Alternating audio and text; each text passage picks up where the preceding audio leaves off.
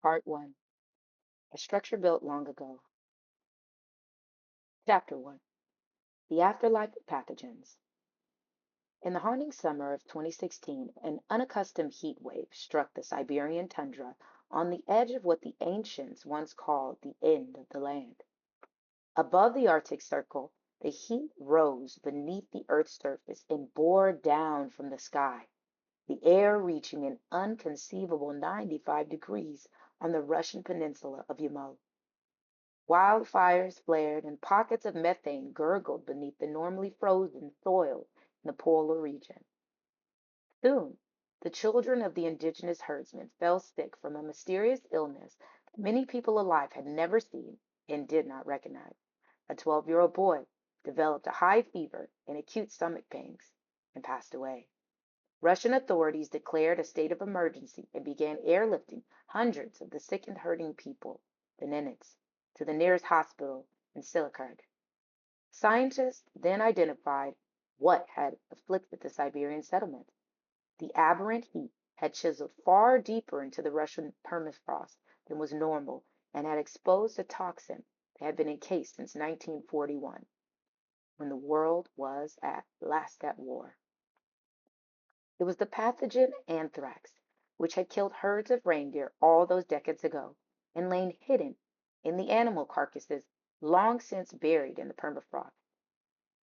A thawed and tainted carcass rose to the surface that summer. The pathogen awakened, intact and as powerful as it had ever been. The pathogen spores seeped into the grazing land and infected the reindeer and spread to the herders who raised and relied on them. The anthrax, like the reactivation of the human pathogens of hatred and tribalism in this evolving century, had never died.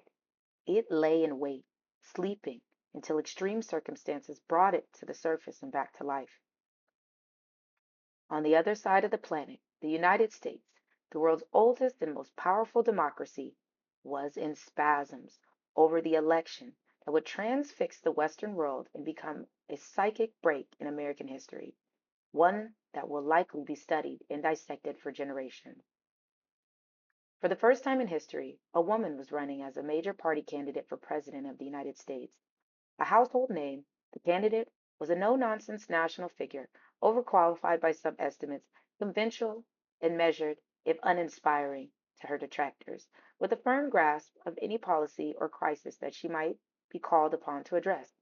Her opponent was a blunt spoken billionaire, a reality television star, prone to assailing most anyone unlike himself, who had never held public office and who pundits believed had no chance of winning his party's primary, much less the presidency. On the face of it, it is commonly termed race in America was not an issue. The candidates were white. Both candidates were white, born to the country's historic dominant majority, but the woman candidate represented the more liberal party, made up of a patchwork of coalitions of, roughly speaking, the humanitarian minded and the marginalized.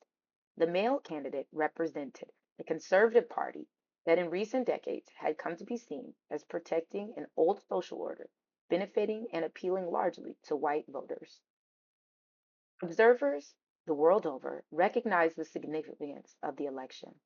Onlookers in Berlin and Johannesburg, Delhi and Moscow, Beijing and Tokyo stayed up late into the night or the next morning to watch the returns that second Tuesday in November 2016. Inexplicably, to many outside the United States, the outcome would turn not on the popular vote, but on the Electoral College, an American invention from the founding era of slavery, by which each state has a say in declaring the winner based on the electoral votes assigned them and the outcome of the popular ballot in their jurisdiction. By then, there had been only 5 elections in the country's history in which the Electoral College or a similar mechanism had overruled the popular vote, 2 such cases occurring in the 21st century alone. One of those 2 was the election in 2016, a collision of unusual circumstances. The election would set the United States on a course towards isolationism, tribalism, the walling in and protecting of one's own, the worship of wealth and acquisition at the expense of others, even of the planet itself. After the votes had been counted, and the billionaire declared the winner, to the shock of the world, and to those perhaps less steeped in the country's racial and political history, a man on a golf course in Georgia could feel freer to express himself. He was a son of the Confederacy, which had gone to war against the United States for the right to enslave other humans. The election was a victory for him and for the social order he had been born to. He said to those around him, I remember a time when everybody knew their place. Time we got back to that. In the ensuing months, as the new president pulled out of treaties and entreated dictators, many observers despaired of the end of democracy and feared for the republic. On his own, the new leader withdrew the world's oldest democracy from the 2016 Paris Agreement, in which the nations of the world had come together to battle climate change, leaving many to anguish over an already losing race to protect the planet. What had happened to America? The earth had shifted overnight, or so it appeared. We have long defined earthquakes as arising from the collision of tectonic plates that force one wedge of earth beneath the other. Believed that the internal shoving match under the surface is all too easily recognizable. In classic earthquakes, we can feel the ground shudder and crack beneath us. We can see the devastation of the landscape or the tsunami that follows. What scientists have only recently discovered is that more familiar earthquakes, those that are easily measured while in progress and instantaneous in their destruction, are often preceded by longer, slow moving, catastrophic disruptions rumbling 20 miles or more beneath us. Too deep to be felt and too quiet to be measured for most of human history. They are as potent as those we can see and feel, but they have long gone undetected because they work in silence, unrecognized until a major quake announces itself on the surface. Only recently have geophysicists had technology sensitive enough to detect the unseen stirring deep in the Earth's core. They are called silent earthquakes, and only recently have circumstances forced us, in this current era of human rupture, to search for the unseen stirrings of the human heart, to discover the origins of our discontent.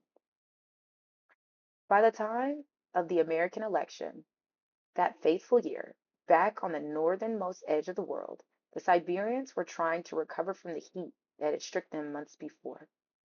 Dozens of the indigenous herding people had been relocated, some quarantined and their tents disinfected.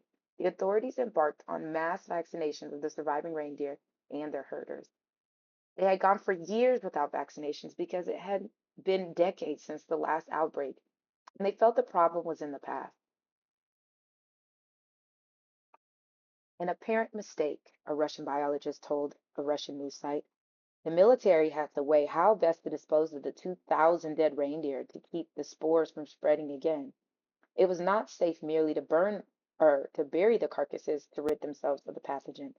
They would have to incinerate them in combustion fields at up to 500 degrees Celsius, then douse the cinders and surrounding land with bleach to kill the spores to protect the people going forward. Above all, and more vexing for humanity at large, was the sobering message of 2016 and the waning second decade, a still new millennium. That rising heat in the Earth's oceans and the human heart could revive long buried threats, that some pathogens could never be killed, only contained, perhaps at best managed, with ever improving vaccines against their expected mutations. When humanity learned, one would hope, What humanity learned, one would hope, was that an ancient and hardy virus required, perhaps more than anything, knowledge of its ever present danger, caution to protect against exposure, and alertness to the power of its longevity, its ability to mutate, survive, hibernate until reawakened. It seemed these contagions could not be destroyed, not yet anyway, only managed and anticipated, as with any virus, and that foresight and vigilance, the wisdom of never taking them for granted, never underestimating their persistence, was perhaps the most effective antidote for now.